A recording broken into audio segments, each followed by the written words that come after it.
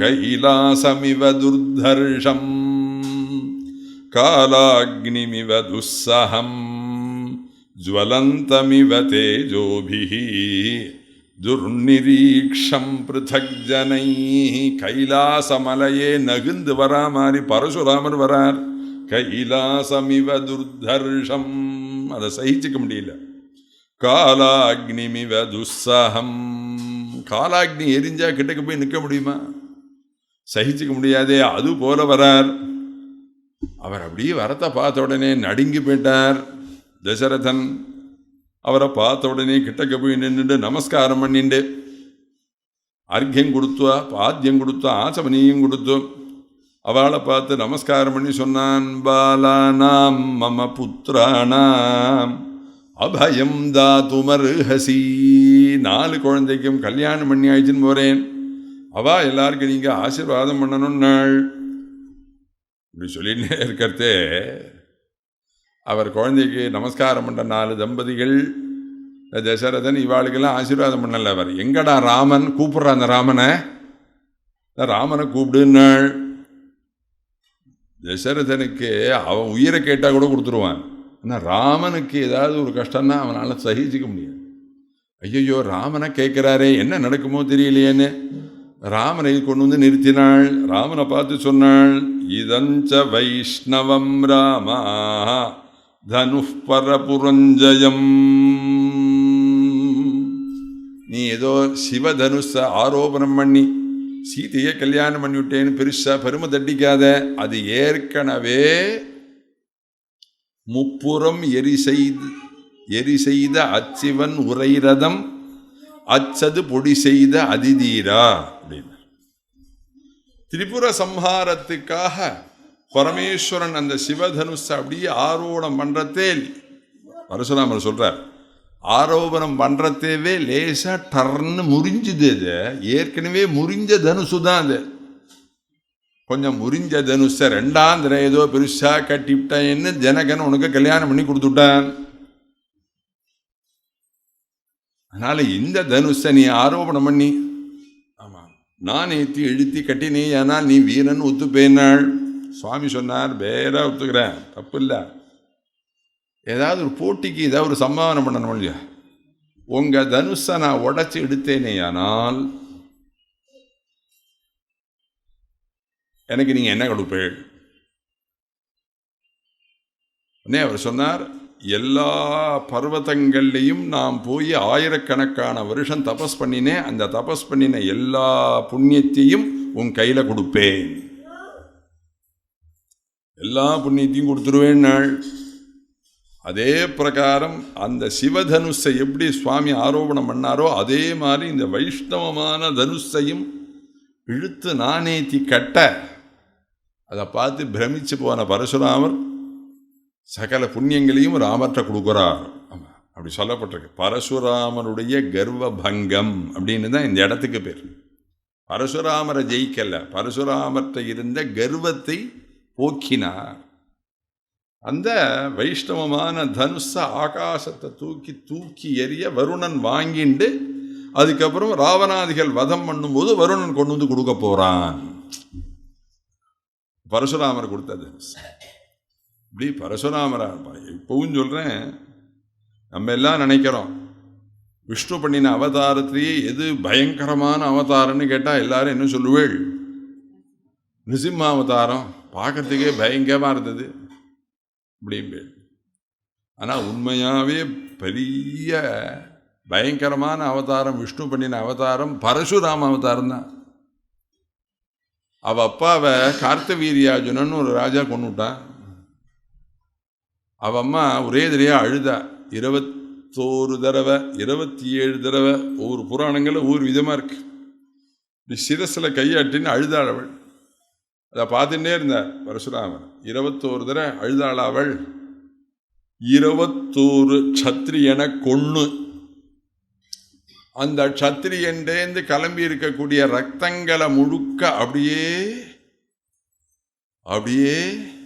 ஒரு ஒரு குளமாக ஆக்கி அந்த ரத்தத்தினால எங்க அப்பாவுக்கு தர்ப்பணம் பண்ணுவேன். இப்ப நாளைக்கு தர்ப்பணம் பண்ற நாள்.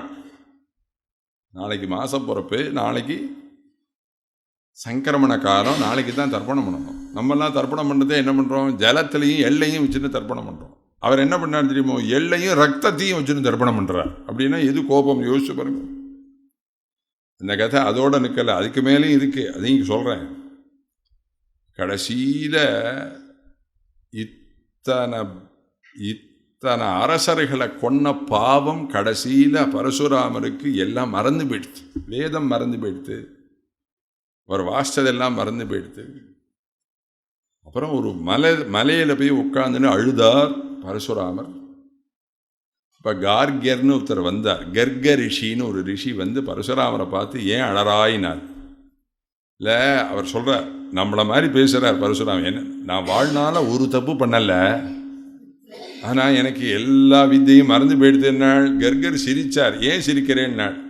என்னடா அது, நீ அரசனெல்லாம் கொள்ள அரசனர்கள் எல்லாரும் பொம்மநாட்டி வேஷம் போட்டுண்டு அவ போய் ஒளிஞ்சின்றாடா. ஒரு காலத்தில் ஒரு ராஜாவை கொன்னா மகாபாவம்னு சொல்லப்பட்டிருக்கு. எத்தனையோ ராஜாவை வெட்டி கொன்னுருக்காய், நீ என்னமோ பாவமே பண்ணலேன்னு என்கிட்ட வந்து சொல்கிற.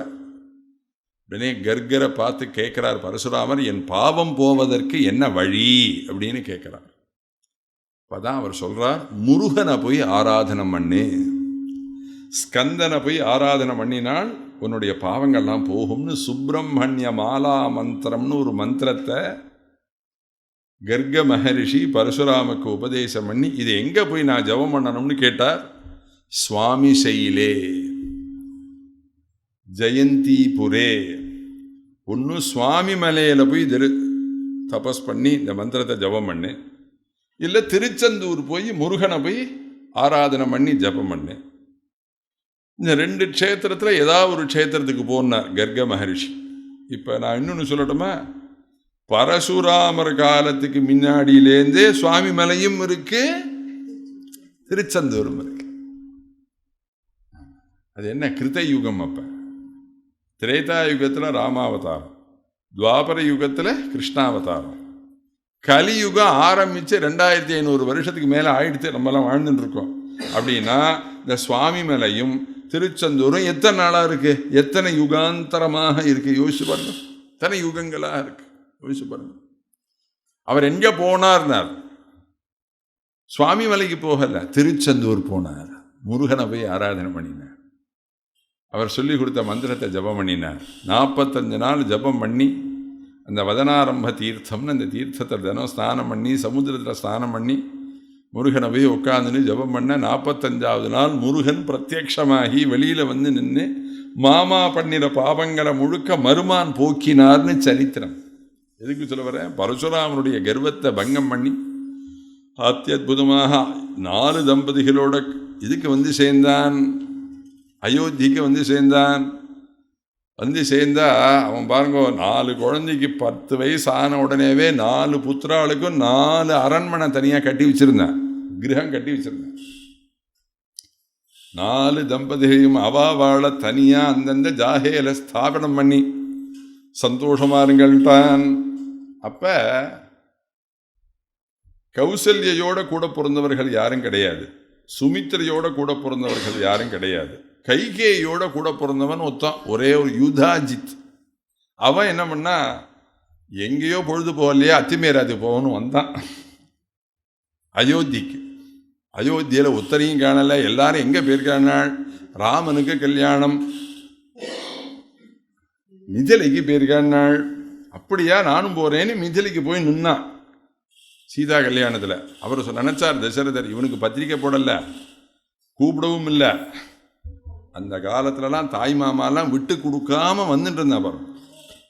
அந்த பாந்தவியத்தை பார்க்கணும். இந்த காலத்தில் பத்திரிக்கை கொடுத்து கூப்பிட்டாலே வரமாட்டேங்கிறா. இந்த கல்யாணம் அப்படியே போயிடுச்சு. அந்த காலத்தில் பத்திரிக்கையே கொடுக்கல, காதலப்பட்டது வந்தேன் அப்படின்னு வந்தேன். எங்கள் அண்ணா பையன் ஸ்ரீனிவாச தீட்சிதருடைய பையன் கல்யாணம் நடந்தது கோவிந்தபுரத்தில். ஆமாம், எங்கள் ஊரில் வடகுடியில் இருக்கக்கூடிய ஜெயராம ஐயர்னவர் இங்கே உபாத்தியாய கிரஸ்தர். அவர் கல்யாணத்துக்கு வந்திருந்தார், கல்யாணத்துக்கு கோவிந்தபுரத்துக்கு. என்னை பார்த்து சொன்னார், எனக்கு பத்திரிகையெல்லாம் கூப்பிடல, நம்ம தம்புதீட்சிதர் பேரனுக்கு விவாகம்னு சொன்னால் அதுக்காக நான் வந்தேன். கண்ணில் ஜலம் வந்து தவிர அவளுடைய அந்த பரந்த குணம், அந்த மாதிரியான எண்ணம். எதுக்கு சொல்ல வர, யுதாஜித்து திடீர்னு வந்து நிற்கிறான். அவன் யுதாஜித்து சொன்னான், எங்காத்து பேரன்தான் பரதன், பரதனுக்கு கல்யாணம் ஆகிருக்கு, எங்கள் தாத்தா பேரன் கல்யாணத்தை பார்க்கல, இந்த தம்பதிகளை பார்க்க வேண்டாமோ, அதனால் எங்காத்து பேரனை அழிச்சுன்னு போகிறேன், தம்பதிகளாக அழிச்சுன்னு போய் தாத்தாட்ட போய் ஆசீர்வாதம் வாங்கணும், நாங்கள் போகலாமான்னு நாள் பேஷாக போயிட்டு வாங்கன்னு விட்டான். ஆக பரதன் சத்ருக்னனை அழிச்சுட்டு யுதாஜித்து கேகே தேசம் போயிட்டான். 12 வயசுல கல்யாணம். அத்தியுதமாக பாலகாண்டத்தை முடிச்சுட்டு அடுத்தது அத்தியுதமாக அயோத்தியா காண்டத்தை ஆரம்பிக்கிறார். கச்சதாமாதுலகுலம் பரதேன ததானகா சத்ருக்னோ நித்யசத்ருக்னஹ நீதः பிரீதி புரஸ்கிருதः. கச்சதா, இந்த அயோத்தியா காண்ட ஆரம்பம் முழுக்கவே ஓட்டம். இவா அங்கே ஓடினாவா, இங்கே ஓடினா, இவா இங்கே ஓடினா. நீங்கள் வேணா பார்க்கலாம், அயோத்தியா காண்டம் முழுக்க ஓட்டமாகவே இருக்கும். பரதேன ததா அனகா. அனகான்னா பாபமில்லாதவன் அர்த்தம். பரதன் பாபமில்லாததான பரதன் மாதுளகுலம் சென்றான். அப்படி இருக்கிறதே இப்போ எத்தனை வயசாச்சு தெரியுமோ? நாள் 24 வயசாயிடுது ராமபிரானுக்கு. 12 வயசுல கல்யாணம், 12 வருஷமாக கேகே தேசத்தில் இருக்கிறான் பரதன். ஆமாம், அந்த ராமனுடைய ஆத்ம குணங்களை முழுக்க அத்தியுதமாக ஒரு 20 ஸ்லோகம் வர்ணிச்சார். அயோத்தியா காண்டம் முதல் சர்க்கத்திலேயே நிறைய வர்ணிச்சார். ஆமாம் ஆமாம். கதஞ்சித் உபகாரேன கிருத்தே நைக்கேன துஷ்யதி நஸ்மரத்யபகாராணாம் சதமபி ஆத்மவத்தயா சீலவிருத்தைர் ஞானவிருத்தைர் வயோர்விருத்தைஷ்ட சஜ்ஜனைஹி. இப்படிலாம் புத்திமான் மதுராபாஷி பூர்வபாஷி பிரியம்வதா வீரியவான் நச்ச வீரியேன மகதா ஸ்வேன விஸ்மிதா நச்சாவமந்தா பூதானாம் நச்ச காலவசானு. இப்படி நிறைய ஆத்ம குணங்களை முழுக்க, ராமனுடைய நல்ல குணங்களை முழுக்க அப்படியே வர்ணிச்சுட்டே வந்த வால்மீகி ஒரு சொன்னார். என்னென்னாள்? லோகபாலோபமம் நாதம் அகாமயதமேதினி. இப்பேற்பட்டதான அந்த ராமனை அந்த பூமாதேவியானவள் நாதனாக அடையணும்னு ஆசைப்பட்டாள். பூமாதேவி நாதனாக அடையணும்னு ஆசைப்பட்டாள்னா என்ன அர்த்தம் தெரியுமோ? ராமனுக்கு பட்டாபிஷேகம் ஆகணும்னு பூமாதேவி ஆசைப்பட்டாள். பூமாதேவி ஆசைப்பட்ட உடனே அவளுடைய அந்த எனர்ஜி அப்படியே மேலே ஆவி மாதிரி மேலே வருது. குக்கரை திறந்த உடனே ஆவி மேலே வருது பாருங்க, அது மாதிரி அந்த ஆவி என்ன பண்ணிட்டு தெரியுமோ? நேர தசரதனுடைய புத்தியில போய் தட்டித்து. உடனே தசரதன் ராமனுக்கு பட்டாபிஷேகம்னு ஆரம்பிக்கிறான். அதுதான் ஆசை.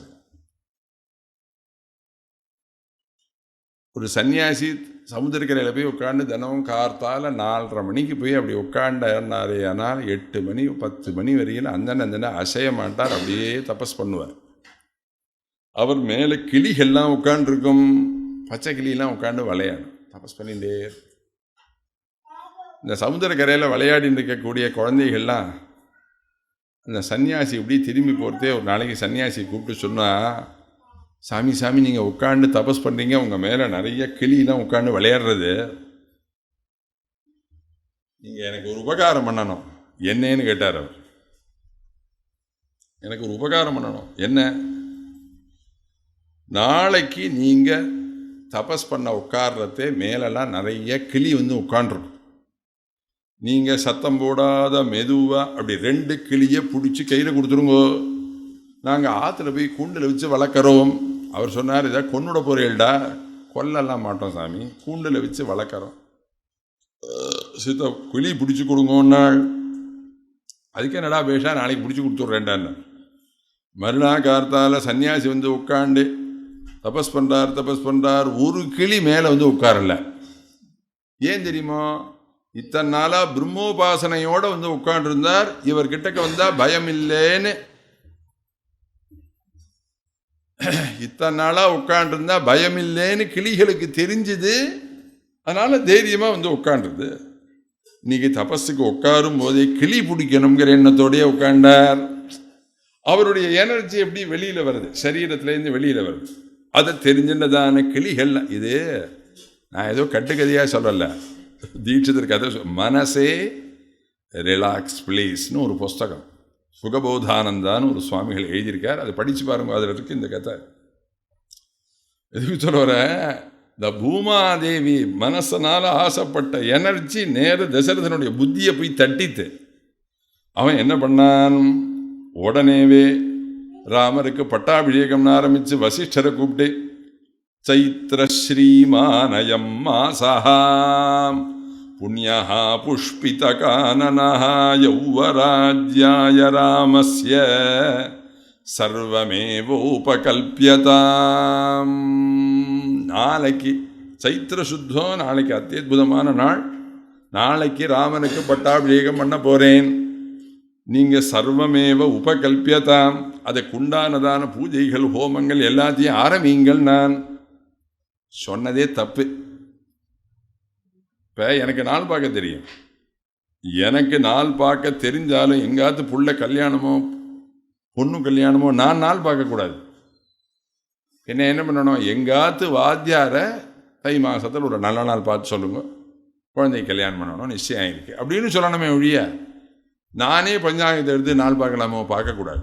அதனால தான் வேதாத்தியனம் பண்ணினவா வாயால் இந்த நாளில் கல்யாணம் பண்ணுப்பா, இந்த தம்பதிகள் கல்யாணம் பண்ணிட்டு சந்தோஷமாக இருப்பாப்பா அப்படின்னு பெரியவா வாயால் சொல்லணும். இப்போ கல்யாணம்லாம் ராத்திரி 10 மணிக்கு ஒரு 5 ஸ்டார் ஹோட்டலில் இருட்டில் உட்காண்ட்ருக்கான் பொண்ணோட அப்பாவும் புள்ளையோட அப்பாவும். நடுப்புற ஒரு நைட் லேம்பு, அதில் உட்காந்து கல்யாணத்தை நிச்சயம் பண்ணுறான், உத்தருக்கும் தெரியாமல். அந்த இருட்டில் நிச்சயம் பண்ண கல்யாணம் இருட்டாகவே இருக்குது, வெளியிலேயே சொல்ல முடியாமல் இருக்குது. இந்த கல்யாணம் வெளியிலலாம் தாத்த பையனை, இந்த கோத்திரம், இந்த பிரபலமான பையனை, இந்த பையனுக்கு இந்த பொண்ணை கல்யாணம் பண்ணி கொடுக்குறேன்னு 4 பேராக பேசுவேன், சொல்லுவேன். இப்போல்லாம் தம் பிள்ளைக்கு கல்யாணம்னே சித்தப்பாட்ட சொல்கிறதில்ல, கூட பிறந்தவன்ட்ட சொல்கிறதில்ல, அத்தைகள்கிட்ட சொல்கிறதில்ல, மாமாக்கள்கிட்ட சொல்கிறதில்ல, சித்தப்பாக்கள் ஆட்டையே சொல்கிறது கிடையாது. திடீர்னு கல்யாண பத்திரிகை கொண்டு போய் நீட்டேனா, ஏண்டா பொண்ணு எப்போ பார்த்த, எப்படா நிச்சயம் என்ன சொல்லவே இல்லையாடா, எல்லாம் திடீர்னு ஆயிடுத்து, நீங்கள் அவசியம் வந்து கல்யாணத்தை நடத்தி கொடுங்கோங்கிறான். அந்த பத்திரிகையில் என்ன எழுதலாம் தெரியுமோ, பெரியோர்களால் நிச்சயிக்கப்பட்டு அப்படின்னு ஒரு வரி எழுதிக்க எழுத, அந்த பொய்யை எழுதிக்க எழுதுகிற அந்த இடத்துல சொல்லுங்க, நீ தானே நிச்சயம் பண்ணியிருக்க. ஒன்று தெரிஞ்சுக்கோங்க, ஒரு பிள்ளைக்கும் ஒரு பொண்ணுக்கும் சேர்ந்த உயர்வான ஒரு நாள் 365 நாளில் கிடையாது, கிடையவே கிடையாது. ஒன்று பிள்ளைக்கு ஒத்துமையாக இருக்கும், பொண்ணுக்கு இடிக்கும், இல்லை பொண்ணுக்கு ஒத்துமையாக இருக்கும், பிள்ளைக்கு இடிக்கும். 2 பேருக்கு சேர்ந்ததா ஒரு நாள் 365 நாளில் கிடையவே கிடையாது. சாஸ்திரக்காரா சொன்னால் பொண்ணு தான் திருமங்கல தாரணம் பண்ணிக்க போகிறா, அதனால் பொண்ணுக்கு நிறையா பாரு, பிள்ளைக்கு குறைச்சலாக பார்த்தா ஒரு 30-40% அவனுக்கு நன்னா இருந்தால் போகிறோம், 100% பொண்ணுக்கும் நன்னா இருக்கணும், அதுக்கு தகுந்த மாதிரி பாரு. அதுவும் அந்த ஸ்ரீமங்கல்ய தாரணம் பண்ணுற லக்னத்தை நல்ல கிரகங்கள் பார்க்கப்பட வேண்டும். குரு பார்க்க கோடி நன்மைன்னு நல்ல கிரகங்கள் பார்க்கணும். அது வேதம் படித்தவா தான் பார்த்து சொல்லணும். இப்போ வசிஷ்டரை கூப்பிட்டு நாளைக்கு பட்டாபிஷேகம் நான் இல்லையோ, வசிஷ்டருக்கு நாளைக்கு பட்டாபிஷேகம் நடக்காதுன்னு 100% தெரியும். நேத்திக்கே நான் கதையில் சொன்னேன், ராமரே பிறக்கல்ல, ஆனால் மிதிலையில் இருக்கக்கூடிய ஜனகன் ஒரு நாள் இல்லை ஒரு நாள் அயோத்திக்கு சம்பந்தியாக ஆக போகிறான்னு புரிஞ்சுண்டார் வசிஷ்டர்னு நேத்திக்கு ஒரு ஸ்லோகம் சொன்னேன். ஜனகர் வரப்போறான்னு தெரிஞ்சுட்ட அவருக்கு இன்னைக்கு நாளைக்கு பட்டாபிஷேகம் நடக்காதுங்கிறது தெரியாதா என்ன வசிஷ்டருக்கு? 100% தெரியும். அவர் ஏன் சொல்லலாமே, தசரதா நாளைக்கு பட்டாபிஷேகம் நடக்காதுடான்னு சொல்லலாமே. சொன்னால் நல்ல அக்னியில் புழுவை தூக்கி போட்டால் அந்த புழு எப்படி துடிக்குமோ அது போல் அழுவான். நம்மேக்கு அதை வாயால் சொல்லணும். அந்த பாவத்தை மூட்டை கட்ட கைகேயி அம்மா வெயிட்டிங்கில் நிற்கிறாள். நம்மேக்கு நடுப்பில் சொல்லணும், நடக்கிறது நடக்கட்டும்னுட்டார். உடனே தம் மந்திரியாக இருக்கக்கூடிய சுமந்திரனை கூப்பிட்டு ராமன் அழிச்சினுவான் நாள், ராமனை பார்க்கணும். ராமர் வரார். இப்போதான் ராமர் கிளம்புறதே நினச்சிண்டார், நம்ம அப்பா பார்க்க போகிற சந்தோஷமான பார்வை இதுதான் கடைசி. இதுக்கப்புறம் அவர் அழுத கண்ணோட நம்மளை பார்க்க போகிறார். அதனால் இன்னைக்கு ராமருக்கு விசேஷமான ஒரு அலங்காரத்தோட திவ்யமான சேவையை சாதிக்கப்பட வேண்டும் அப்படின்னு சுவாமி வரார். கந்தர்வராஜ பிரதிமம் லோகே விக்யாத பௌருஷம் தீர்க்கபாகும் மகாசத்வம் மத்தமாதங்ககாமினம் சந்திரகாந்தானனம் ராமம் அதீவ பிரியதர்சனம் ரூபௌதாரிய குணைः பும்சாம் திருஷ்டிசித்தாபஹாரிணம் கர்மாபிதப்தாः பர்ஜன்யம் ह्लादयन्तमिव प्रजाः न ततर्पसमायान्तं पश्यमानो नराधिपः கந்தர்வராஜ பிரதிமம். கந்தர்வர்களே அழகு. கந்தர்வர்களுக்கெல்லாம் தலைவனாக இருக்கக்கூடிய சித்திரசேனன் ரொம்ப அழகா இருப்பான். அந்த சித்திரசேனன் எவ்வளவு அழகோ அதுபோல ராமன் பிரகாசிக்கிறார். கந்தர்வராஜ பிரதிமம். சில பேர் பார்க்க அழகா இருப்பான். சார் என்ன வாசிச்சிருக்காருன்னா 3ஆம் கிளாஸ் என்ன நல்லா இருக்குமா?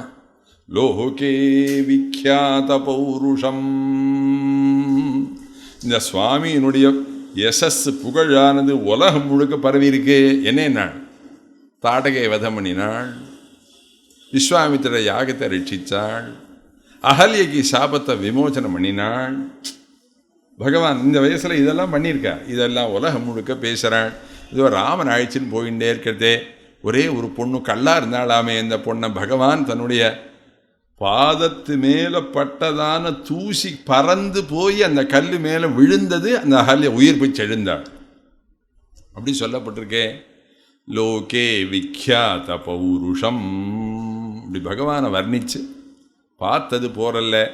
இன்னும் 4 தடவை இந்த ரதத்தை அப்படி திருப்பி திருப்பி ந ததர்ப்பசமாயாந்தம் பஷ்யமானோ நராதிபா.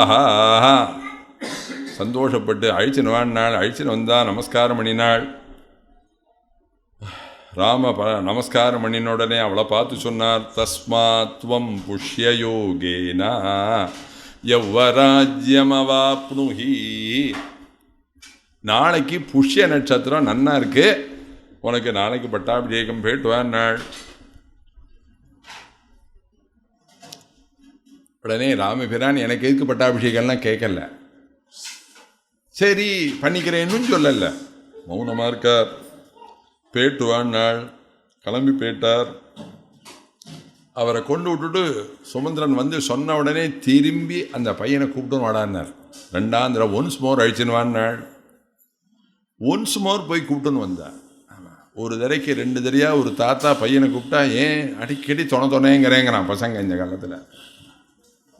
அந்த பையனை தோலாப்பட்டையில் வச்சுட்டு வாசத்திலையில் நின்றுட்டு சந்திரனை காமிச்சு, பௌர்ணமிடா இது சந்திரன்டா இது முழு நிலவிடான்னு ஒரு தடவைக்கு 10 தடவையா காமிச்சு கொடுத்த அப்பா. ஒவ்வொரு தடையும் தோலாப்பட்டையில் உட்காந்து அப்பாவை தட்டி இது என்ன இது என்னன்னு கேட்டிருக்கான். ஒவ்வொரு தடையும் அழுக்காம குழந்தைய கூப்பிட்டு இது சந்திரன்டா இன்னைக்கு பௌர்ணமிடா முழு நிலவிடான்னு காண்பிச்சு கொடுத்த அப்பா வயசாகி பிளட்ல கிளாட் ஆகி ஒரு தடைக்கு 2 தடையா ஒரு சொன்னதையே மறந்து போய் 2ஆம் தடவை சொன்னா அந்த அப்பாவை பார்த்து நமக்கு கோபம் வருது இல்லையா? நம்ம அப்பா நம்மளை எவ்வளவு கஷ்டப்பட்டு வளர்த்திருப்பார். ஒன்ஸ் மோர் 2ஆம் தடவை கூப்பிட்டுவான்னு உடனே இப்போதானே வந்தேன், எனக்கு எதுக்கு 2ஆம் தடவை கூப்பிட்டான்னு ராமர் சொல்லலை. 2ஆம் தடவை ஓடி வந்து நமஸ்காரம் பண்ணுறார். அப்படி நமஸ்காரம் பண்ணக்கூடிய ராமனை இழுத்து தூக்கி உச்சி முகந்து கண்ணோட கண்ணை வச்சுண்டு காதோட காதை வச்சுண்டு கன்னத்தோட கன்னத்தை வச்சுண்டு. அவனுக்கு எத்தனை வயசானாலும் ஒரு அப்பா அம்மாவுக்கு குழந்தை தானே, அதில் என்ன சந்தேகம்? அவனுக்கு கல்யாணம் ஆகி 12 வருஷம் ஆயிடுச்சு. 12 வருஷம் ஆனாலும் அவன் நமக்கு குழந்தையே, அதில் ஒன்றும் சந்தேகம். அவனை பார்த்து சொன்னாள், ராம விருத்தோஸ்மி தீர்காயு புக்தா பூகாமயேப்சிதா அன்னவத்பிஹ் க்ரதுசதைஹி ததேஷ்டம் பூரி தக்ஷிணைஹி ஜாதமிஷ்டமபத்யம் மே த்வமத்யானுபமம் புவி தத்தமிஷ்டமதீதஞ்ச மயா புருஷசத்தமா ந கிஞ்சித் மம கர்த்தவ்யம் தவான்யத்ராபிஷேச்சனாத் அபி சாத்யா சுபான் ராமாः ஸ்வப்னே பஷ்யாமி தாருணான் விப்ரோஷிதஸ்ச பரதः யாவதேவ புராதிதः தாவதேவாபிஷேகஸ்தே பிரஹப்தகாலோ மதோ மம. அத்தியுதமான ஸ்லோகம். எல்லாரும் தெரிஞ்சிக்க வேண்டிய ராமாயணங்கிறது நம்ம புஸ்தகம். நம்ம எப்படி இருக்கணும்னு சொல்லி கொடுக்க வந்த புஸ்தகம். ராமரை பார்த்து சொன்னாள், ராமா விருத்தோஸ்மி, நான் வயசானவனாக ஆகிட்டேன். வயசானவனாயிட்டேங்கிறதுக்காக நான் வருத்தப்படலை. புக்தா போகாமயேப்சிதா, இந்த உலகத்தில் என்னென்ன போகங்கள் உண்டோ எல்லா ஆசைப்பட்ட எல்லாத்தையும் அனுபவித்தேன். புக்தா போகாமயேப்சிதா, இத்தனை சந்தோஷமாக இருந்த எனக்கு ஒரே ஒரு குறை இருந்தது. என்னென்னா, குழந்தைகள் இல்லைன்னு ஒரு குறை இருந்தது. அதுக்காக நான் என்ன பண்ணேன், தினமோ அன்னவத்பிக்ரதுஷதைஹி ததேஷ்டம் பூரி தட்சிணைஹி, நிறையா அன்னதானம், நிறையா யாகங்கள், நிறையா தட்சிணைகள், ஸ்வர்ணதானம், பூமி தானம், நிறையா தானம் பண்ணி குழந்தை அடைந்தவர்களிலே உலகத்தில் தசரதனுக்கு சமமானவர் இனிமே யாரும் இல்லைங்கிற பெருமையையும் நான் அடைந்து விட்டேன். ஜாதமிஷ்டமபத்யம் மே த்வமத்யானுபமம் புவி, இருந்தாலும் நகிஞ்சித்து மம கர்த்தவியம், எனக்கு மனசுக்குள்ளார ஒரு ஆசை இருக்குது, நாளைக்கு உனக்கு நல்லபடியாக பட்டாபிஷேகம் ஆகணும்.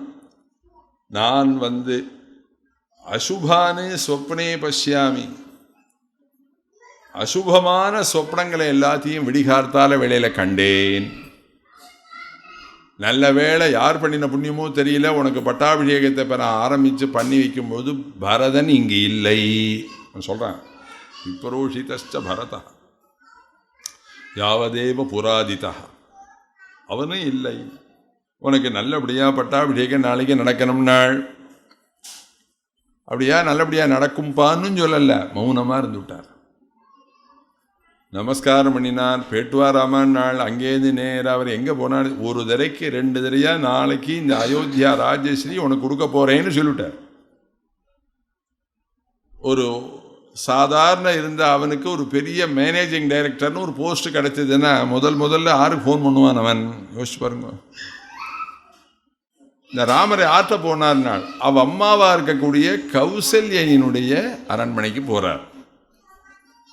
கௌசல்யா என்ன பண்ணினாள், பிராணாயாமேன புருஷம் தியாயமானா ஜனார்தனம், பகவான் மகாவிஷ்ணுவை இப்படி தியானம் பண்ணிட்டு பிராணாயாமத்தை உள்ளுக்குள்ளார அடக்கிண்டு இப்படி பகவானையே தியானம் பண்ணிட்டு பூஜை அறையில் உட்காண்டிருக்காள். ராமர் வரார்னு சொன்ன உடனே கண்ணுக்குட்டியை பார்த்த உடனே ஒரு அம்மா ஓடுமே, அது மாதிரி ஓடி வந்து வாடா வாடா ராமா உட்காந்துக்கோ, இந்த இலையை உட்காத்தி வச்சு ஆமாம் உட்காந்துக்கோ, இந்த பிரசாதெல்லாம் ஏற்றுக்கோன்னாள். அப்போ அம்மாவை பார்த்து நமஸ்காரம் பண்ணி உன் முகம் சிரிக்கிறதே, சொல்லு ராமா என்ன விஷயம்னாள்.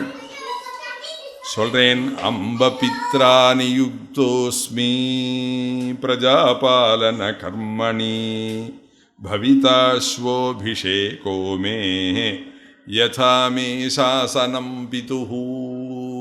அம்பா, ஹே அம்மா, அவர் எப்படி சொன்னார் தெரியுமா, அவர் ஒரு அம்மாட்ட ஒரு புள்ளை எப்படி பேசணும்னு ராமாயணம் சொல்லி கொடுக்கறது.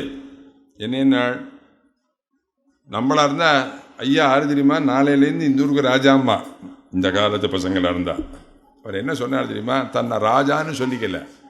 அம்மா அப்பா எனக்கு ஒரு கட்டளை இட்டிருக்கார். என்ன கட்டளை தெரியுமோ, நாளையிலேருந்து அயோத்தியா நகர ஜனங்களை பரிபாலனம் பண்ணணுங்கிற ஒரு பெரிய கட்டளையை எனக்கு இட்டிருக்கார். அம்மா அம்ப பித்ரா அனியுக்தோஸ்மி பிரஜாபாலன கர்மணி, அதை சொன்னாலே பட்டாபிஷேகம்னு துணிக்கிறது. ஓஹோ நாளைக்கு பட்டாபிஷேகமாக உனக்கு, இத்தனை நாளாக அமோகம் வதமேக்ஷாந்தம் புருஷே புஷ்கரேக்ஷணே ஏயமிக்ஷ்வாகு ராஜ்யஸ்ரீஹி புத்திரத்வாம் சம்ஸ்ரீஷ்யதி. தன்னாளா எத்தனையோ கஷ்டங்களை மனசில் சகிச்சுன்னு நான் இருந்தது இப்போதான் பூக்கிறது. என் பொறுமை இன்னைக்கு தான் பூக்கிறது. குழந்தைக்கு பட்டாபிஷேகம் கேட்டுவிட்டேன், சந்தோஷம். அதே மாதிரி நீ சந்தோஷமாக பட்டாபிஷேகம் பண்ணிட்டு ராஜ்ய மரணம். சூரிய வம்சத்து ராஜாக்கள் எல்லாரும் எப்படி பிரஜைகளை தன்னுடைய குழந்தைகளாக கண்டார்களோ அதுபோல நீயும் பரிபாலனம் பண்ணணும். உன்னுடைய தேசத்தில் ஒரு இடத்துல கூட அழுக இருக்கக்கூடாது, கஷ்டம் இருக்கக்கூடாது, வரி அனாவசியமான வரி போடக்கூடாது. அப்படிலாம் அம்மா உபதேசம் பண்ணி அனுகிரகம் பண்ணி அனுப்ப உடனே பண்ணால் நாளைக்கு பட்டாபிஷேகம் நன்னா நடக்கணும்னு நிறையா ஏழைகளை கூப்பிட்டு உட்காத்தி வச்சு எல்லாருக்கும் தானம் பண்ணுறாள். இந்த கைகேயி அரண்மனைக்கு அடுத்தாப்புல ஒரு அரண்மனை, அந்த அரண்மனை சுமித்திரையோடு.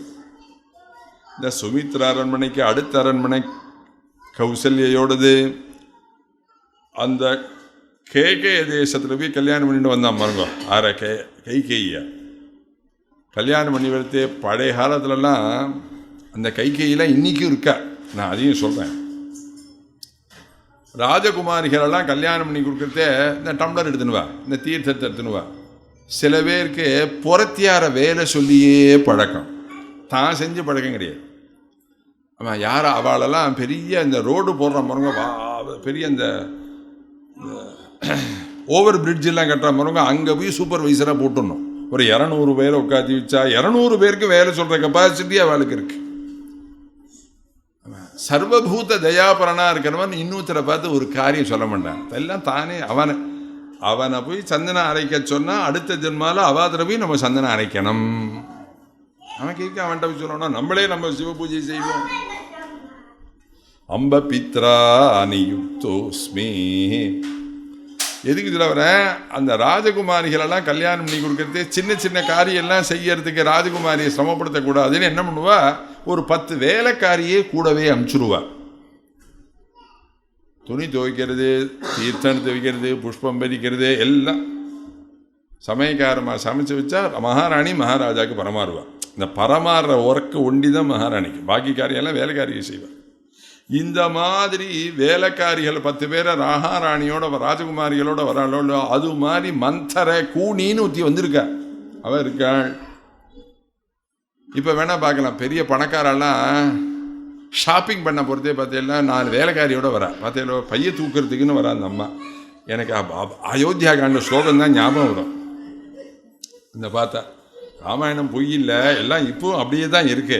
ஞாதிதாசீயதோ ஜாதா கைகேய்யாஸ்து சகோஷிதா பிராசாதம் சந்திரசங்காசம் ஆருரோஹ எதிர்ச்சயா. எதிர்ச்சயா ஆருரோஹ, பிராசாதம் ஆருரோஹ. மாடிக்கு அன்னைக்கு என்னைக்குமே இல்லாத அந்த கூனிக்கு அன்னைக்கு ஒரு நாள் மாடி ஏறணும்னு தோணித்தது. மெதுவாக மாடி ஏறினாள். மொட்டை மாடியில் நின்று இப்படி பார்வையை விட்டா அல்தாப்பில் இருக்கக்கூடிய கௌசல்யனுடைய அரண்மனையில் இந்த திருப்பதியில் வைகுண்ட ஏகாதசி கியூ வரிசையாக நிற்கும் பாருங்க. இப்போ கூட புயல் நிவாரண நிதின்னு ஒன்று கொடுக்க போகிறார். அதுக்கு வரிசையாக ஒரு கியூ நிற்கும் பத்தியில. அந்த மாதிரி எத்தனையோ பேர் கியூவில் நின்றுண்டு எல்லாம் வாங்கிட்டு போகிறாள். அப்போ அவ யாரை கேட்கறது? அந்த பக்கம் இருக்கிற வேலைக்காரியை பார்த்து ராமமாதா தனங்கின்னு ஜனேபிய சம்பிரயச்சதி. ராமனுடைய மாதா ஜனங்களுக்கெல்லாம் நிறைய தானம் அள்ளி வழங்குறாளே, என்ன விஷயம்னாள்? இந்த வேலைக்காரி இத்தனை அழுக்கு புடவை கட்டின்னு வேலை செஞ்சுவா, இன்னைக்கு பளபளன்னு புடவை கட்டின்னு இருக்கா. ஏன்னா ராம பட்டாபிஷேகம்னு கேள்விப்பட்ட உடனேவே, அதாவது ராஜாங்கத்தில் என்ன சௌகரியம்னா, சந்தோஷமான சமாச்சாரத்தை யாராவது சொன்ன உடனே அவளுக்கெல்லாம் பவுனை கொடுப்பா, மோதிரத்தை கொடுப்பா, போட்டு கை வளைகளை கொடுப்பா. ஏன்னா நான் எதிர்பார்த்த விஷயத்தை கொண்டு வந்து கொடுத்து சொன்னேப்பா, சந்தோஷ செய்தி சொன்னேன்னு ஒரு சம்பாவனை பண்ணுவாள். அவள் என்ன பண்ணா, வேலைக்காரிகளுக்கெல்லாம் பட்டுப்புடையை கொடுத்து கட்டிக்கோங்க, நாளைக்கு பட்டாபிஷேகம்னு. அந்த அம்மா அழுக்கு புடவையில் இருந்தவர் பட்டு புடவை கட்டின்னு எப்படி போயிட்டு வராள். இந்த வேலைக்காரிக்கு தூக்கி வாரி போட்டது. என்னடா அது, நேற்று வரையில் நம்மளை மாதிரி தான் அவளும் இருந்தா, இன்றைக்கி நம்ம பட்டு புடவை கட்டின்னு இருக்காளே, என்ன சமாச்சாரண்டின்னாள். அவ சொன்னாள், ஸ்வப்புஷ்யேன ஜித குரோதம் யௌவராஜ்யேன ராகவம் ராஜா தசரதோ ராமம் அபிஷேச்சயிதானகம். அது தெரியாதா, நாளைக்கு ராமனுக்கு பட்டாபிஷேகம்னா நடக்க போகிறது. குழந்தை பட்டாபிஷேகத்துக்காக ஏழைகளுக்கெல்லாம் அள்ளி வழங்குகிறாள் அந்த ராமனுடைய மாதான்னாள். ராமனுக்கா நாளைக்கு பட்டாபிஷேகம்னால் கிடுகிடுன்னு படியை விட்டு கீழே இறங்கினாள். அவள் இறங்கினாளா இல்லை உருண்டு கீழே விழுந்தாளா அப்படி தெரியாது. ஆனால் இறங்கி வந்துட்டாள். இறங்கி வந்தால் கீழே ஒரு அத்தியுதமான சோபால அலங்காரம் பண்ணிட்டு உட்காண்டிருக்காள். தசரதனுக்காக கைகேயி அம்மா. நம்ம ஆத்துக்காரர் வெளியிலேருந்து வரத்தே இந்த அம்மா சர்வாபரண பூஷிதியாக நின்று வரவேற்று சந்தோஷமாக காஃபி விலை கொடுத்து அப்படி ஒரு 10 நாள் பம்பாய் மீட்டிங் முடிஞ்சு திரும்பி வரத்தே இந்த அம்மா ஒரு பழமுடைய மேலே சுற்றிண்டு ஆமாம் அப்படி நின்றுட்டு இருந்தாலே. ஏன்னா இன்னும் 10 நாளைக்கு 15 நாளாகவே பம்பாயில் இருந்திருக்கலாம் நம்மன்னு தோணும் உனக்கு இல்லையா. வாழ்க்கை பாடத்தை முழுக்க வால்மீகி ராமாயணம் நமக்கு சொல்லி கொடுக்கறது. அதுக்காக சொல்ல வர ஸ்திரீக்கள்லாம் மகாலட்சுமி ஸ்வரூபம். பல எது கந்தையானாலும் கசக்கி கெட்டுனாள் ஔவையார் சொல்லும். பளிச்சுன்னு இருக்க வேண்டாமா, பல இங்கே பார்த்தாலும் அழுக்கு துணி, எங்கே பார்த்தாலும் ஒரே குப்பையும் கூலையுமா வச்சுருந்தா பார்த்துல மகாலட்சுமி உள்ளே வருவடா வரமாட்டாள். நான் போயிட்டு வரேன்னு கிளம்பிடுவேன். பளிச்சுன்னு இருந்தால் தான் அந்த இடம் பளிச்சுன்னு இருக்கும். ஆத்துக்கார வர போகிறான்னு ஜம்முன்னு சர்வாபரண பூஷித்தையாக ஃபுல்லாக அலங்காரம் பண்ணிட்டு சோபாவில் உட்காண்டிருக்காள். வந்த உடனே கண்ணை மூடின்னு அப்படி உட்காண்டிருக்கக்கூடிய கைகையை வந்து தட்டுறாள் இந்த கூனி. உத்திஷ்டமூடே கிம் சேஷே பயந்த்வாமபிவர்த்ததே உபப்ளுதமகௌகேன கிமாத்மானம் ந புத்தியசே. உத்திஷ்டா ஏந்திரு, ஹே மூடே, ஹே பைத்தியமே ஏந்திரு.